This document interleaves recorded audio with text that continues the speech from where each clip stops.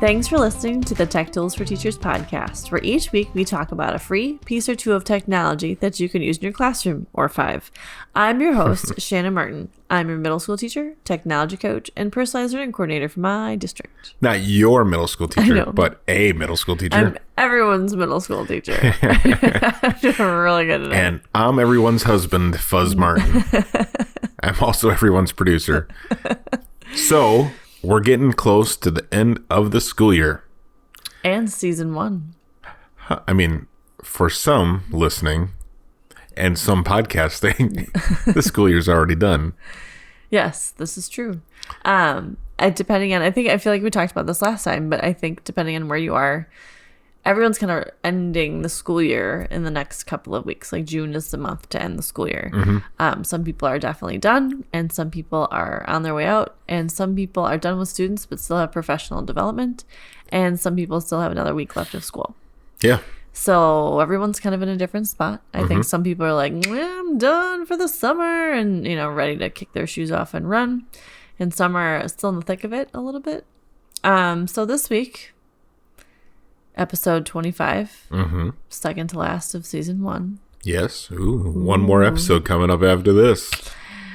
I've decided to talk about 5 things this week because I couldn't decide like 3 or 2, 1 or 2. It feels like a free piece or 2 of technology. Yeah, we usually talk about more than a piece of technology. Yeah, it's like a free piece or 3. 50 things of technology. Yeah, Yay. That's fine.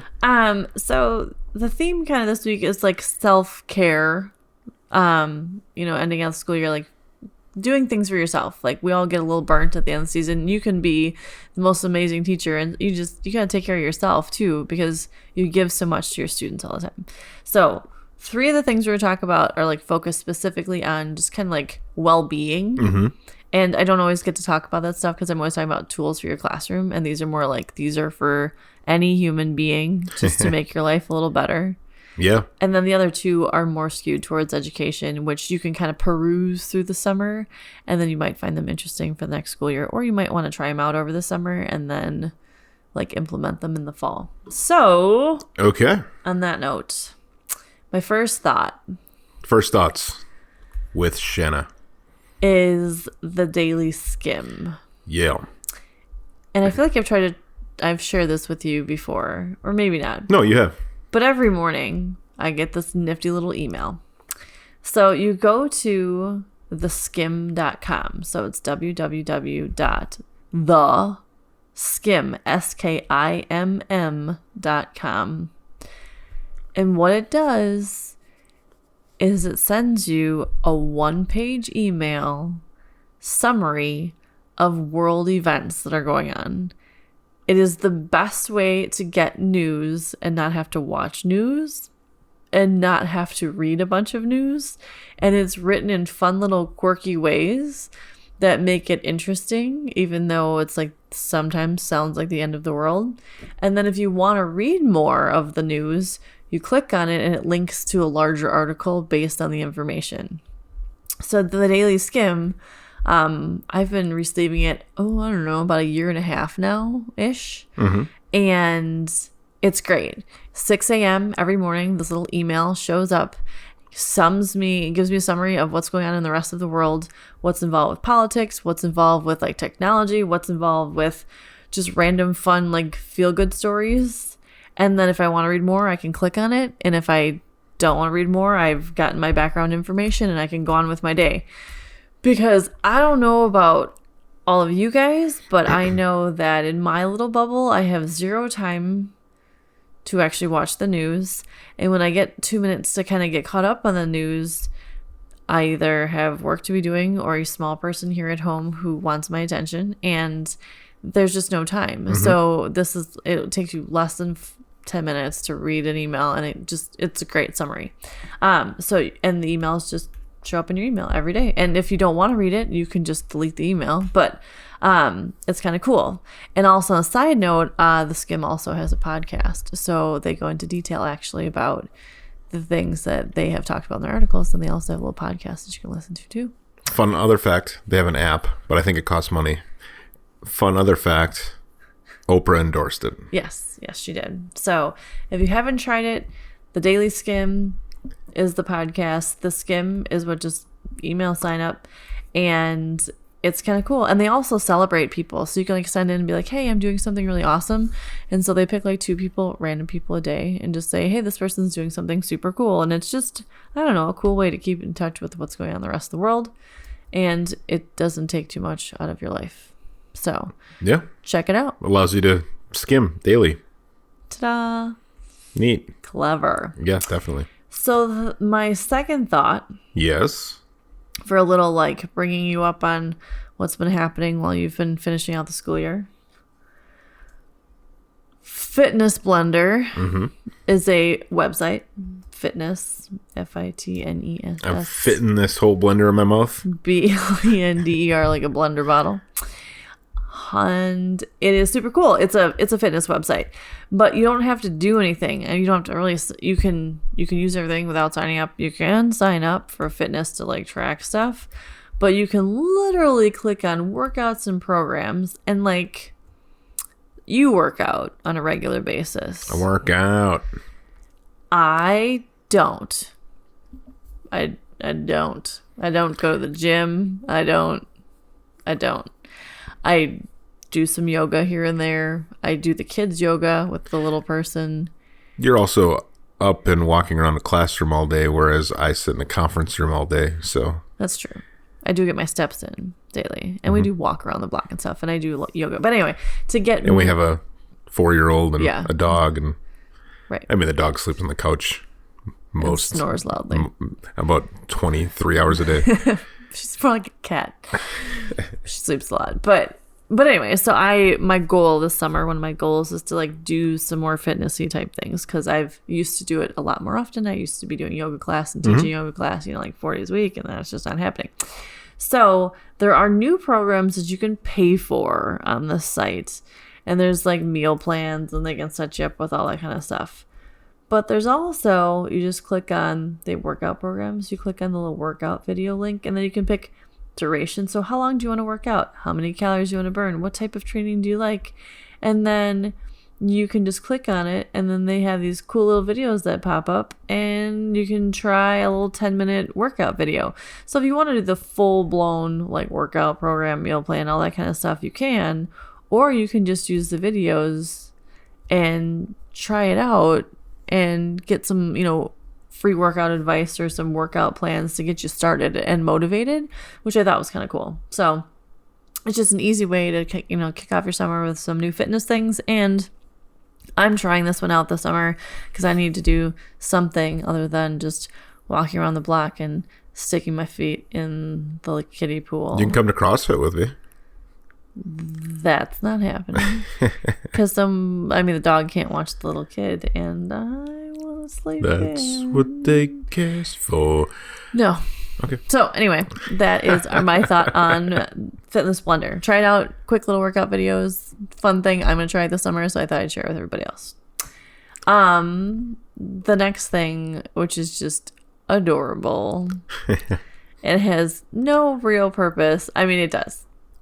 It's encouraging those of you who don't drink enough water to drink water. Now, during the school year, I have my water bottle around with me every day, and I'm talking, so I'm drinking lots of water. Right. But when I'm at home, I forget to drink water. And so there's this cute little app that you can put on your phone, and it's called Plant Nanny app. And it's called the Plant Nanny. And what you do is, because, you miss taking care of things when you come home for the summer. I'll take care of the little person here. But then, when you're responsible for 30 to 175 kids, you're used to taking care of things. So if you normally kill plants in your home and don't want to have a real plant, you can put the Plant Nanny app on your phone. The real purpose, I should go on and explain this. The Plant Nanny app is to encourage you to drink more water. That's the whole point of the app, is to remind you to drink water. Well, because it'd be kind of lame to be like, bing, drink 8 ounces of water. Bing, drink another 8 ounces of water. They have created this app called Plant Nanny, and every time you drink water, you click on the button and you water your plant. Okay. so if you don't drink your water, your plant's gonna die. Do you get a notification or something that you? Yeah. Well, there's a whole. It's not just like so. It's like the tip of the iceberg is drinking water and taking care of this plant. Okay. But really, it also connects to games, and you can earn points, and you can upgrade your plants and upgrade the pots that your plant grows in, and you can upgrade the feed that you feed your plant, and you can do all kinds of stuff. But so it did win App Store Best of 2013, award, and it can go on your like Google and Windows, and it goes on all the phones anyway. So it encourages you to drink water. Yeah. But really, you also get to take care of these cute little plants. And then you can, if you're bored and need to play a game and take care of something, then you can upgrade and do all kinds of stuff with your plant. Oh, yeah, there's in-app purchases if you want to go. Yeah. Yeah. Mm-hmm. Well. Yeah. So, wow. Alina's really snoring loud. Yeah. Apparently, she needs the plant nanny. Yeah. So if you want something just to try out for the summer and you need to drink more water, put the Plant Nanny app and take care of a little plant and drink more water and choose healthy things. It's just super cute. Yeah. I named mine Polly. Polly. That's Polly the plant. Oh, Polly the plant. In my pocket. Oh. On my phone. Polly Pocket. Polly Plant Pocket. Polly Pockets. Yes. So proud of this one. You totally are putting Plant Nanny on your phone now too. I'm gonna. And now you're gonna drink more water. I am. And bubbly does not count. It doesn't count? I don't know. It might count, but I drink a lot of bubbly. Mm-hmm. It's water with bubbles. It's like LaCroix. It is like LaCroix. I prefer it to LaCroix, but now you're being judgy. Different. Over your bubbly versus LaCroix. Different mineral drinks for different folks, I guess. Yeah. No, actually, I'm sure it can't. It's sparkling water, but can you give plants sparkling water? No. So, no, then you cannot because you can't count it. I mean, I don't know why you couldn't give plants sparkling water. There's no chemicals in it. No, it's just water with bubbles. Just water with bubbles and effervescent of cherry. Yeah. I'm getting thirsty. Great. So on that note. All right, Plant Nanny. Plant Nanny. It's a hoot nanny. It's Polly Plant. Polly Plant. Polly Pocket Plant. All right. So those are the three things that are just for fun for summer that we are not going to put into the EdTech Directory. We'll just put it on this week's episode part of the blog. But it's great. Check them out and have some fun. Check it out. Now there are two sites that are more education based, but they're kind of for you to try out for the summer, and then if you like it, cool, then use them in the fall, and if not, it's just kind of fun to mess around with. So if you have not tried Epic, what that's funny, everything in our life is named Epic. Everything is named Epic. So this is getepic.com. What Epic does, if you're not familiar with it, and I feel like this is something that comes up in education. I hear elementary teachers talk about it, and then I've seen it used, and then they kind of forget about it, and then they come back to it. Epic is a site that is loaded with digital books for kids. Okay. So, it's popular books. There's Clifford on here. There's all kinds, the Real Monster Goose, The Saving Animals. They got nonfiction, fiction. Mr. Popper's Penguins to various different types of comics. So what it does is, I've learned the hard way, you need to sign up as an educator. Yeah. Because if you click on it, it automatically puts you into the parent login, and the parent one you have to pay for. Okay. But if you sign in as a teacher with your teacher email, and then you your teacher email address, and then your actual physical school address, as an educator, you get it for free. And when I was signing up, I tried to switch out, oh no, I didn't mean to hit the parent one. I meant to go in as an educator, but it locked you out as soon as your email went into one spot. It couldn't get into the other spot. Okay. So I had to email them. They were very accommodating, oh yeah, you accidentally signed for the parent. We'll switch you all over. And it was great, which was wonderful. So make sure you're signing up as an educator. And it's kind of interesting because it's only during certain times of the day. So it won't work at 8 o'clock at night. Oh, really? Because of certain books have, like they're only meant for educational purpose. Oh, so they don't want you reading them at night? So they don't want you reading outside the school day. Gotcha. In the free version. Okay. The parent version, you can use anything, anytime because you've paid for it. Yeah, right. The free version has stipulations on time of day that it works, what I think is interesting. But it's so cool. You click on a book, like you click on read to me. And then once you do, you find a book and you sign in for your grade level. Like I'm able to click on 7th grade, but you can access any of the library. So my thought is I teach older students, but it's not that they wouldn't benefit from like a nonfiction or a book being read to them sometimes, or sometimes for projects we can use the stuff, or when we do buddy things with the younger grades, like they have access to it. And I know a ton of elementary teachers at my school use it. And so you click on like read to me, and then you find the book, and then you literally click read to me, and it highlights as it reads the book to you. So it, like each word pops out, so you read it and it turns pages for you. So it's like having a book read to you on the computer. What's really cool is there is a ton of nonfiction. Like there's even stuff on like the Titanic, which I teach in 8th grade. And it's ages like 5 and under, 6 to 8, 9 to 12. They have it all laid out. They have straight audio books. They have read to me books. They have books without audio. And you have access to this huge library, and you can click on it and you can assign it to students, and you can load your class in. So then you can say, hey, like you guys need to read these 5 books, by Friday, and you can track all this information. And it's really cool. So it's definitely worth checking out, even if you might use it not as a whole class next year, but like as a station in your classroom if you do like station work with reading, or if you know some struggling readers that might need a little boost during the day, or some kids that if you have like ELL students that they need it read in Spanish and English, they have Spanish books in here. So it's just really, or ESL, let me say. ESL, yeah. So there's all kinds of things in there, and it's just there's so much to play around with. So as an educator, just check it out. Like sign yourself up and check it out, and have some books read to you over the summer, and just see if it's something that you'd be interested in for your students, because it's a very cool website. But make sure you sign up as a teacher. Great. Unless you really love it for at home, then by all means sign up as a parent. But it's kind of nifty. Yeah, that's cool. And the last one that I have, last but not least today, I'm just not sorry about. So just not sorry about is a plugin for Gmail that helps you stop getting in the way of your own writing. And I see this all the time.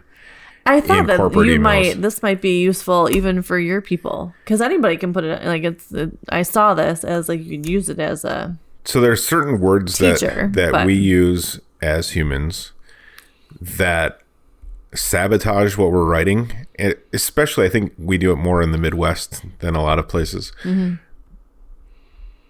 When you're speaking and you start adding words like just or think, or where you're being passive, it takes away from the credibility of your message. And they even have examples in here. So like, I'm sorry, I think, I'm no expert, but and what it does is it underlines the words in your emails in Gmail.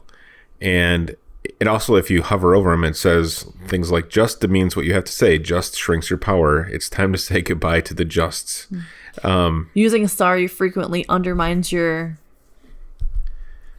gravitas. And makes you appear unfit for leadership. Yeah, the weight of what you're saying. So you don't believe in the words that you're saying yourself. So why should the person reading believe you? So the overview says it's a Gmail plugin that warns you when you write emails using words which undermine your message, and that really is that. And you can just if you have to use Chrome, and it's a plugin. It's a plugin. You add it to Chrome, and then when you're in Gmail, it'll and it doesn't change anything. So it's not going to change your email. It's just going to, how you get the red line when you misspell things. a lot. Yep.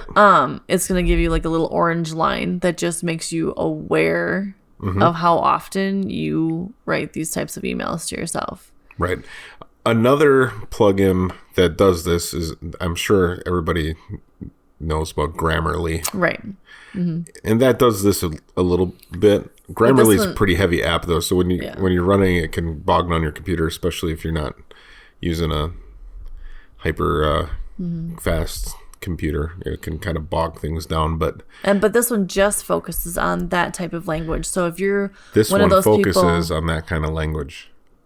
Not just focuses.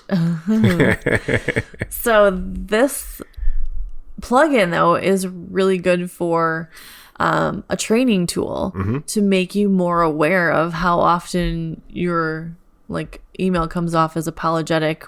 But I think it's also really good for older students when they're writing emails to train them how to write a proper email. When they approach people or how they're approaching people, like how that matters. So I feel like as a teacher, this would be a great thing to make you more aware of, but also as older students, especially middle school, high school, having this plugin and making them aware of how they sound in their emails, I think would be very useful. Yep. So it's one of those tools where it definitely could work as a teacher. I know I do this a lot. Like, oh, I'm so sorry, but when I'm like talking to people. Well, especially when you're writing emails to parents and families, when you have to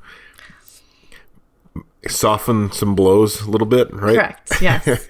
Like, I'm sorry, but your child is. I'm just writing to tell you not that going to be a part of our your student hasn't been listening. Network. Yeah. And will be staying home when the rest of us are on the 8th grade field trip. Right. That doesn't. Would that come over via? No. No, that would not come via email. But anyway. Yeah. But it just makes you more aware. Family. I'm just writing to tell you. You know.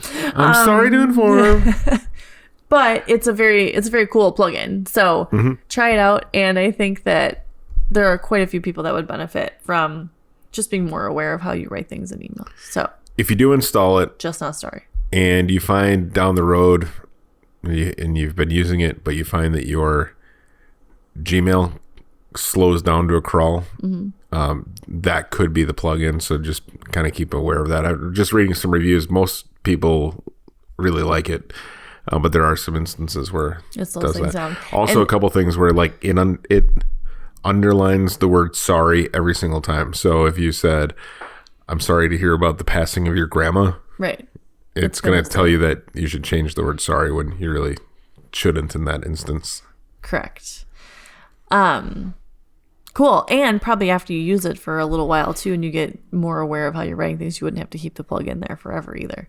Right. You know, if you're learning from it. So yeah, there we go. I feel like we have covered the gamut from news to health to plants to reading and then to fixing your email. Yeah, well, now you can take care of yourself. See, now you can and be a very well-rounded person these last couple of days of school. Absolutely. And yeah, hopefully we saved enough tech tools for season 2. Oh, I have the longest to-do list ever.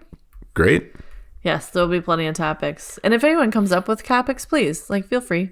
Yeah, email me. And we can always, dig into other features of topics that we've already talked about and things like that in the future. So, but if you have something where you're like, hey, you guys talked about this a little bit, but could you go deeper into that? We will. Or say, hey, this is a super cool site that I'm using. Because the Tech Tools for Teachers podcast, longest email ever, just has sad emails in it. I get lots of junk mail in that email. Oh, really? Yeah. And every once in a while I get fun little hey, how's it going? But I don't get those very often. Okay. So please send me emails, especially over the summer. Tell me how your plants are doing. There you go. Keep your plants watered. Keep your plants watered. It'll be amazing. And next week, it'll be our season finale. So drink some water. Some dire wolves and some White Walkers happen. No. That's series finale. No, whatever. Well, they have a season finale true. The whole thing fell apart. Anyway, on that note, next week will be episode 26. Yes. Last of the season. So go drink some water, caught up on the news, do some exercising, fix your language, and read a book. Yay! Because you are worth it. Amazing. You're good enough, you're smart enough, and doggone it, people like you. That's right. Thanks for tuning in. This has been the Tech Tools for Teachers podcast. If you ever have any questions, you can find me on Twitter at SmartInWI. And if you ever want to get more information on the links or the technology discussed in today's episode, you can visit me at smartinwi.com or on Facebook, Tech Tools for Teachers podcast. New episodes each week. Last one will be next week. Thanks for listening. Go educate and innovate. The ideas and opinions expressed in this podcast and the Smart NWI website are those of the author, Shanna Martin, and not of her employer. Prior to using any of the technologies we've discussed in this podcast, please consult with your employer regulations. This podcast offers no guarantee that these tools will work for you as we've described, but we hope they do. If it's your last week of school, have a good one. If you're off already, awesome. Thanks for listening. We'll talk to you soon.